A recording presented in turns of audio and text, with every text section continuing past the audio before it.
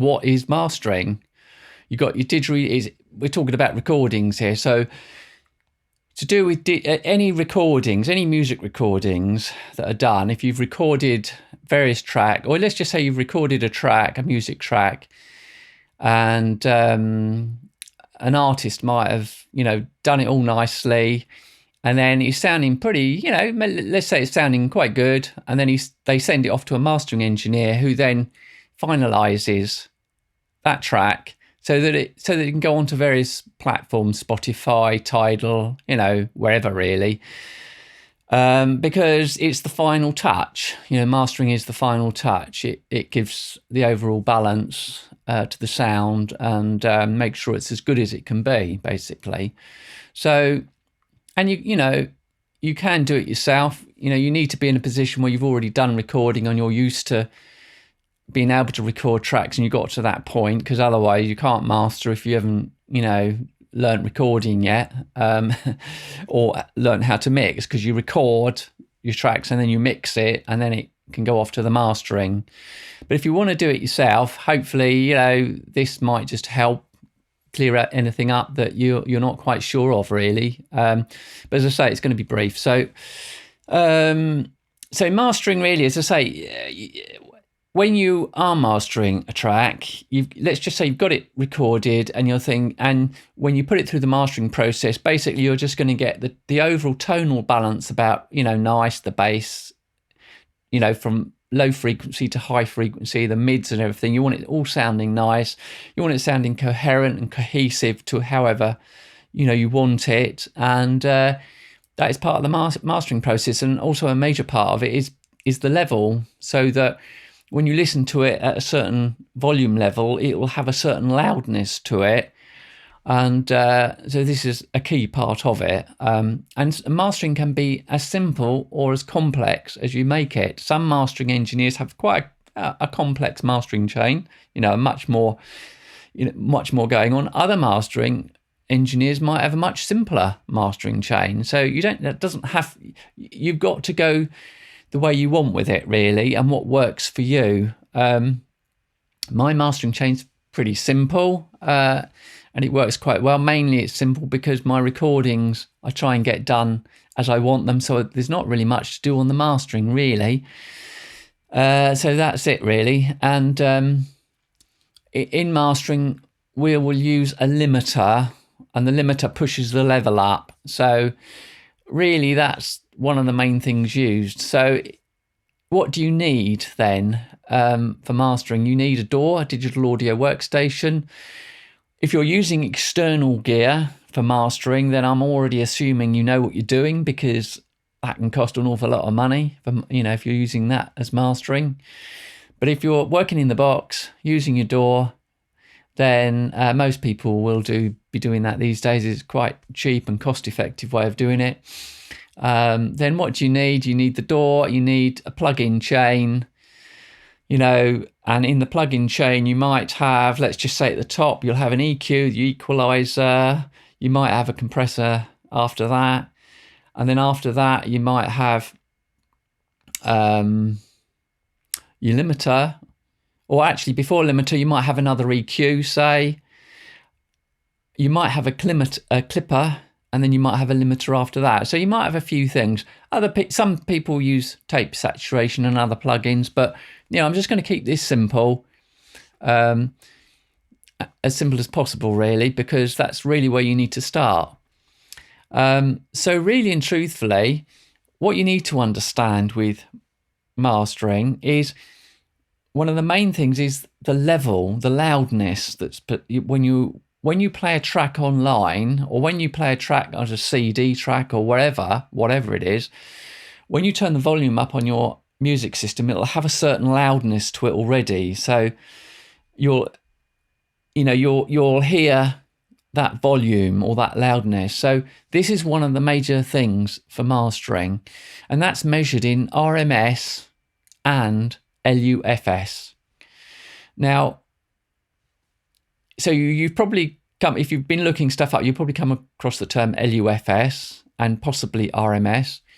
When you look on your digital audio workstation, you'll see you'll have a decibel scale there. You'll have like your metering. You'll have lots of channels with the decibel metering, and you'll have the master track with the decibel reading as well.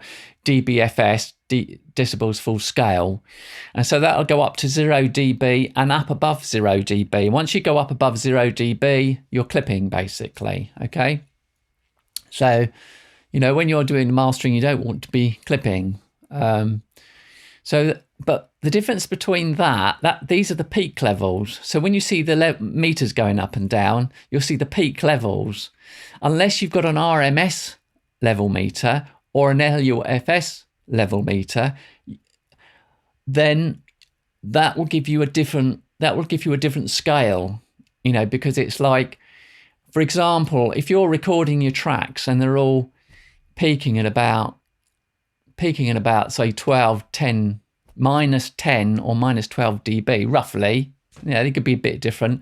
You might have an RMS level right down at minus 18 on your door, so the RMS level is going to show lower, on your door than it is for the peaks. The peaks are going higher and your RMS level is here.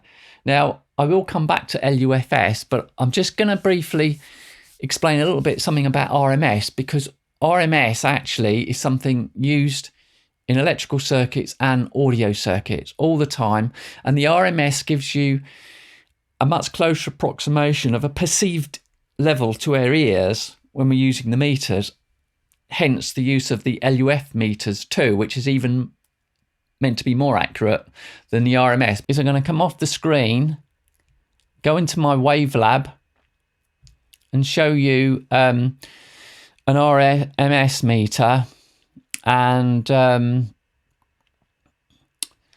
LUFS meter too. So I can move my box back over a little bit there now, I think.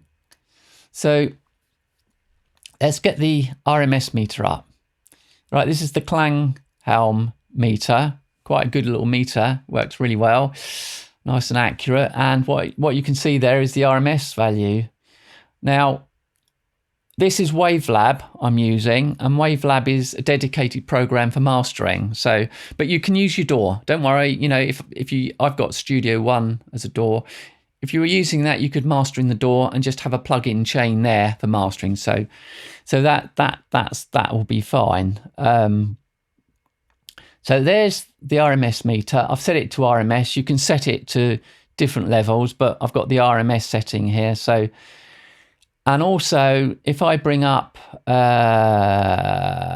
where's it gone? Pro L2. I use the Pro L2 Fab filter for mastering. So that's a limiter. And the limiter is where you start pushing the levels up to get the levels. I'm not going to go into the plugin chain much here, just very briefly, because as I say, you can look stuff up. And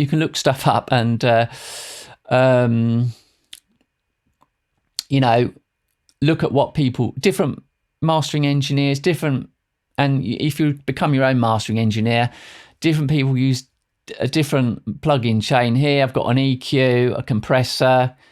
I've got another EQ, which is an analog EQ. And then I've got a clipper in case I use it. And I've got the limiter. So that's my chain. I might have something else in there at times. I might only have a limiter. I might only have a limiter in it. I might not use a compressor. You tend to use a bit of EQ just to do the final balance if I need to.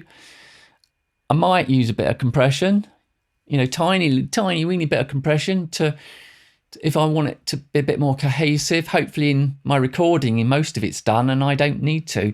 In fact, if your recording is good enough, you might not need to master it. Maybe just a bit of leveling, a bit of pushing up the level.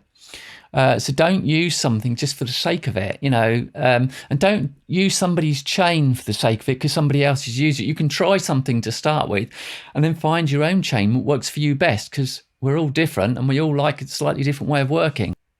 So this is the limiter. Here I've got my, maybe I can put myself back there in a box there for a minute. So here's the limiter. Let's get that out of the way for a minute. And there's my LUFS scale there. All right, that's what I'm working to. This one here is the gain I'm going to be pushing up. I'm going to be pushing up into, like, the peaks get pushed up into like a ceiling. You know, so when you're pushing the level, let's just say, when you've done your recordings, let's just say the overall on your master track recording, let's just say they've ended up at, say, minus 6 dB peaking, right? They could be minus 3 dB. You don't want to be pushing them up into clipping, so make sure your levels, you don't push up too heavy before you go into the mastering stage. So if you're looking at levels on, let's just go back to my RMS, my VU meter here for a minute, the RMS meter. I'll show you. And actually, what I'm going to do, I'm going to show you 3 tracks I've got here that are mastered, already mastered. I don't have a track to go through mastering with, so I'm just going to go to already mastered. But I'm going to show you, I'm going to be quiet for a minute, and I'm going to show you the VU meter and the LUFS meter, and show you how it's reading on these different parts of these 3 tracks I've got. So I've got one's a mouth harp, the other is didgeridoo. So I'll play this one first, and then I'll watch the VU meter, and then I'm going to bring the it's going to cover half of this, but you only need to see one side, and then you can watch them both together, and you can see you'll be able to see that VU as well, and watch the levels, because this is minus 12 LUFS here, so keep that in mind, and that is 0 there, RMS on that meter. So here we go. I'll have to open and close this because I can't access my track. So to start with, let's just do it this way. Right, I'm going to play this track to start with.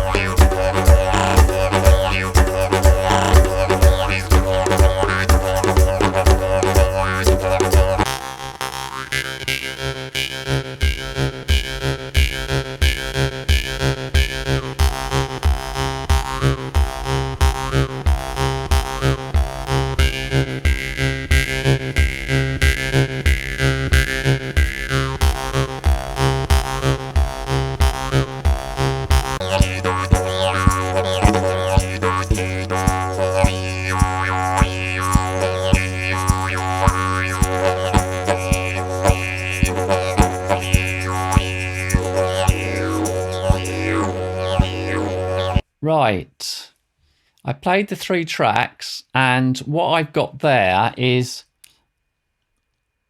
I've got 3 tracks from one of my albums: The Strand, The Wave, and Submerged. And what you'll notice, now they've been mastered, but what you'll notice is that I'll explain how to push the level up in a minute, but I'm just going to explain this bit first. They've been mastered at different levels, but they're on the same album, and you think, well, why have I mastered that at different levels? Shouldn't they all be? They're coming up at about minus 12 RMS, and on the Pro L2, you can use a different LUFS meter. This is the LUFS meter on the Pro L2, and they're coming up around about minus 12 on the LUFS meter as well.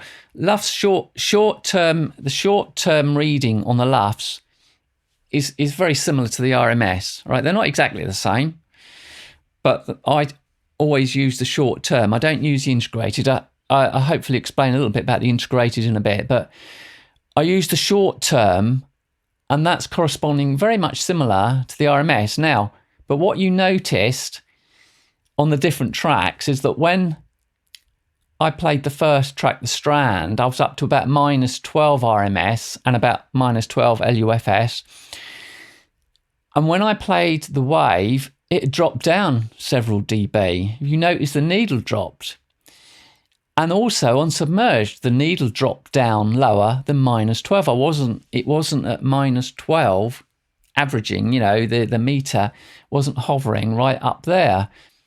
I'm using acoustic tracks, and if I'm playing a mouth harp, say, which is I just had a light stomp beat going on, so nothing major, and the mouth harp. Now, if I push the mouth harp and this other submerged track, which was again just a little bit of a solo-ish track with less oomph on the bass beats and stuff, if I'd have pushed those tracks up to -12, it'd sound much too loud in comparison to the Strand track, which has got a little bit more going on.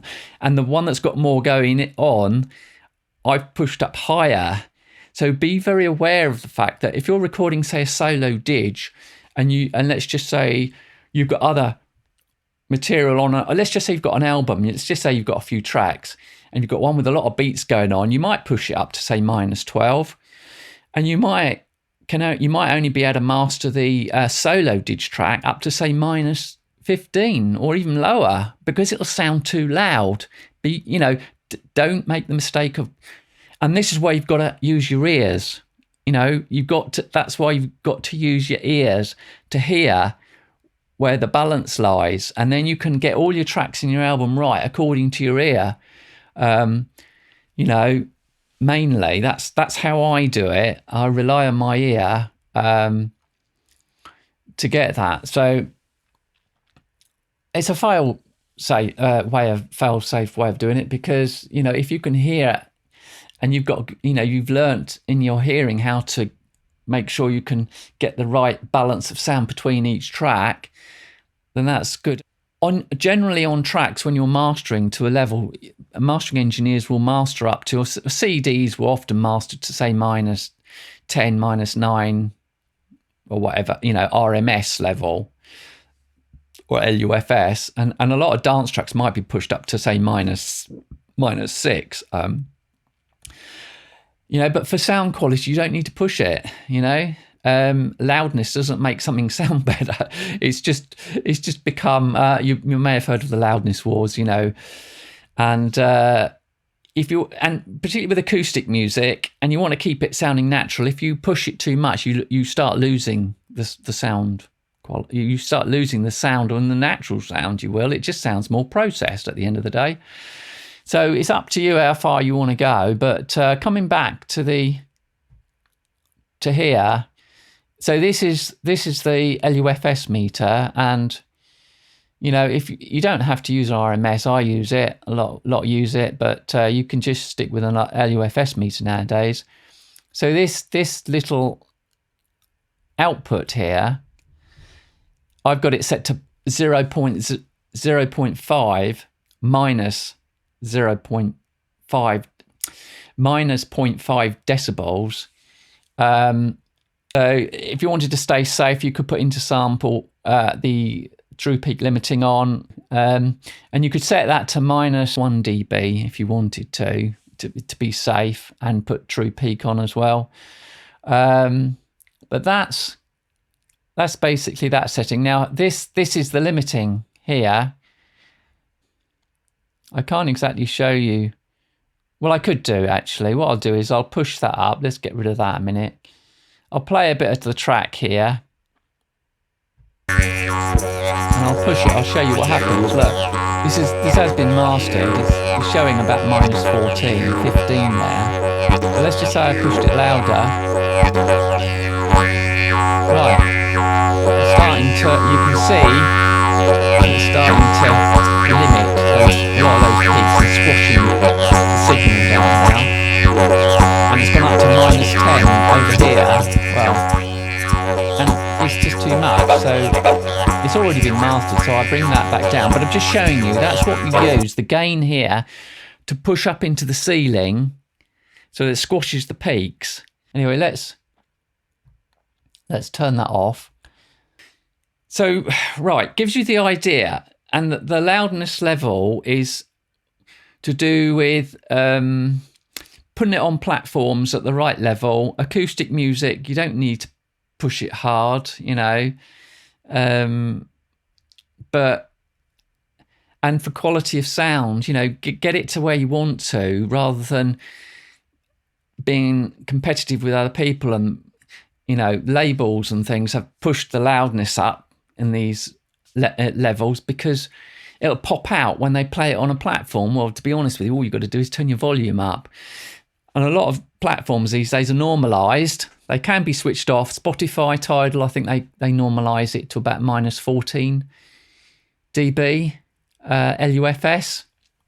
So you can turn it off, but the majority of people don't. So when you're mastering to a level, don't worry about having to master to say minus 14 dB LUFS, because if you do, I mean, if it drops down, let's say it drops down to minus 15, that Spotify's going to push it up. If you're above it, say you've mastered it to minus 12 LUFS, then all Spotify's going to do is turn it down, or Tidal is going to just turn it down to the normalized minus 14, which is fine, absolutely fine. You're not going to get any negative effects from that. If you master it at, say, minus 9 RMS or LUFS, then, because what happens is you're squashing the dynamics, it might not sound quite as, it's not going to sound as dynamic, obviously. So it might not pop out as well in that way, but it might not sound, I mean, some mastering engineers can get it quite loud and still sound good on on these platforms. So you've got to be a little bit careful. But the question is, how dynamic do you want to keep your music? Because that's another thing. Compression, I mean, limiting is like an extreme form of compression. So you've got to think, well, how dynamic do you want your music to stay, from peak to sort of average, to peak to RMS value, that value. How dynamic do you want? I like to keep some of the dynamics of my music, so you've got to make that decision. And the more you squash it, obviously, the denser it becomes, and sometimes that can help give it a bit of a sound. But anyway, that's the main thing. So just remember, mastering is you're putting it through EQ, maybe a little bit compression, very small amount or whatever, and you're EQing and you're getting the tonal balance right, you're getting the level right, pushed right. When you're listening, this is really key. You've got to listen. If you want to master your own stuff, you've got to be able to have good monitoring equipment. So if you haven't got great speakers or a great room for monitoring in, you need a really good set of loud headphones, or something in your ears, because at the end of the day, you're putting it out on platforms and you're competing against other people who might have really good recordings, and it's not going to work if you can't get that. You can't get it to sound good enough, and the only way you're going to do that is through listening on your ears. Basically, that's it. No matter what graphic, no matter what spectrum analyzers and everything you've got in your DAW, if you can't hear it well enough, it's just not going to be good enough. So that's one of the key factors. Also, as I said before, in monitoring, you need to turn it up to a level so that you can get the EQ balance right. Because if you're listening at a low level all the time, you might actually end up with an overly, you might end up with the wrong tonal balance, because, as I've explained with the Munchen curves before, the loudness perception to do with the ears, you need a certain loudness to make sure your EQ's right. And you'd have to look back at one of my, I think it's the video on monitoring on that, on one of the videos I've done. So you'd have to check that if you want to look at that. The other thing is, I reference all my tracks to my own tracks, because I've done it now for years. And so I'll have, let's just say, one track. I'll listen to that and I'll put another track next to it and I'll listen to that in comparison to make sure that my loudness is, if I'm doing an album, is all about the same. I've got the right loudness level. You could, if you haven't got many tracks, bring in someone's track that's well recorded into your DAW and listen to the loudness of their track, and you can kind of A/B it, and then it give you an idea then of how to go with referencing, getting the right level and making sure it's sounding okay if you haven't got your own tracks previously. The other thing is, when you're mastering, make sure you A/B it to the original sound. So let's just say if you can, there are A/B, I think there's the A/B perception, and there's another one out there. You can use an A/B tool to check the loudness levels on your, before, you know, like the master, the pre-master, the recorded track before it's mastered.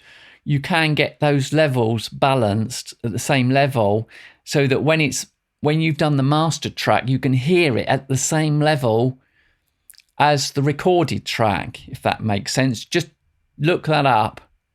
I can't go into the plugin of that now, but all I'm trying to explain is make sure that you listen to the pre-mastered track, the recorded track, at the same level of the mastered track, and then you'll know what you've done. Because if you're listening to the master track, which is louder than the recorded track itself that's come into the mastering, you might think, oh, that sounds good, but all you've done is you've got a louder level. So be very careful to balance the level. You have to level match. It's called level matching. Or again, you can do a bit more research on that and look that up, but that's really, really key to make sure you've got a better sound. And at the end of the day, if you don't have, you know, the better the recording you've got, the less mastering you've got to do. And this is the key. It's really, mastering engineers prefer tracks coming into them that are very well recorded, so they don't have to do a lot. So all it is just a touch, and that little touch just adds something to an already very good recording, because they're not going to be able to transform a very poor recording into something good from mastering. It's not possible. It's got to be good enough to start with. And that's why if you learn to record really well, you're almost halfway there to the mastering, you know, and then it'll take a bit of time to learn how to do the final tweaks. And so the other part of mastering is that you're aiming to get it to translate so that it plays on as many different systems as possible. So, you know, when I listen to tracks on my audio systems, or even my hi-fi system, which it crosses over as a mastering system because it's quite neutral, it's very good in that sense, I can hear whether someone's recorded it too bright, or whether they might have wanted it bright, or whether it's dark, whether it's bright. I can hear all the different balances in it, you know, and some I think probably have been mastered and haven't been done very well. There's some very poor recordings out there, and some done exceptionally well. And when on my system, particularly downstairs, really good recordings come out really well, and poor recordings come out really poor. You know, it doesn't it doesn't buff it up to make it sound better. You can tell it highlights the inadequacies of the recording. So this is what you're looking for, and you're monitoring. You know, make sure you can hear well enough what you've got. Make sure it can translate onto all kinds of systems, basic systems, car systems, and a good hi-fi system, because you want it to translate good on a good hi-fi system, because there are lots of people out there do have good headphones, and you don't want it sounding rubbish, do you? So, and also you want it sounding good on the phone. Like, it's easier actually to get it sounding good on the phone, because you can have a poor recording and it'll sound often better on a phone than if you play that on a good on a good sound system, and it can sound absolutely dreadful. Particularly with didgeridoo, because the low end frequencies are cut right off on a phone. What we're down to, 150 hertz, you know, a little bit lower maybe, but you don't really hear, unless you're plugging your headphones in, the loudspeakers on the phone itself, you can't hear the low end. It's just, you know, yeah, a bit of a waste of time really, apart from just listening to music. You can't really, so that's why you need a good listening system. Is there anything else I can think of before I disappear? Hopefully it's given you an idea of whether you feel you want to give it a go. As I say, if you've done the recording and you've got good recordings and learn how to do good recordings, there's nothing to stop you becoming a mastering engineer. It's really quite simple. There's a bit of a skill and an art to it, of course. It's like anything, you know, you have to learn over time. And if you've done really good recordings, you know, there's not much further to go. Because one last thing I will say is, when you're putting your program into, let's just say I've taken mine into Wavelab here, I'm using my ears a lot of the time, but what I might do as well, what I will do is I might put a spectrum analyzer on it. If there's any issues, I might put that. I might just check the top end, 15K above or whatever, and I'll check the very bottom end, sort of down like below 50, 40, 30 hertz, just to make sure there's nothing odd going on that I can't hear, and that's where the visual aspect of using an analyzer might be useful if there's anything going on. But generally speaking, I might roll the very low frequencies off as mastering down below 20 hertz because I'm not doing anything there and I don't need that in there. And if there is any really low problems, I can just roll that off. And I don't want to go too far up because that can affect with didgeridoo as well, the phase and everything and a bit of the EQ. So I roll off just very low down. And it can be useful if you've got anything really low down. You don't want any rumble or something down there that you can't hear on your speaker system, basically. Well, I think that's about it. As I say, if you want to, this is just giving you an idea and to sort of clarify anything you've come across, and hopefully it'll clarify a couple of things. And the other, with coming back to Spotify and the services that, this is something I didn't quite explain. They use integrated LUFS, I think, on Spotify, so they'll check the whole track. I use short-term LUFS, or I use the RMS meter mainly, which is more equivalent to the short-term LUFS. But you don't need to master at -14. I think I did mention that. So as I say, if you stay above it slightly, they're only going to turn the volume down, which is fine. And it's up, as I say, it's up to you how far you push it, and you've just got to go by what you like the sound of. And the more natural and more dynamic you want to keep it, the less you'll compress or limit it. It's as simple as that, really. That just gives you something to go on, a few thoughts, maybe just to consider whether you want to give mastering a go. You can do it if you've got good recordings. There's nothing to stop you. There's nothing, there's a technical side to all the frequencies and EQ and that, of course. But, if you've already done it recording wise, I can't see why you can't. I'm a sound engineer, but I've also gone down the mastering route as well, and you can do a course as well if you want to. So anyway, keep that in mind. Give mastering a go. Have a practice doing it. And if not, send her off to a mastering engineer. It doesn't matter, but it'll be cheaper if you can learn to do it yourself. Anyway, that's it for today. That's all. Nothing else to say. Good luck. I hope you get onto it, and that's it.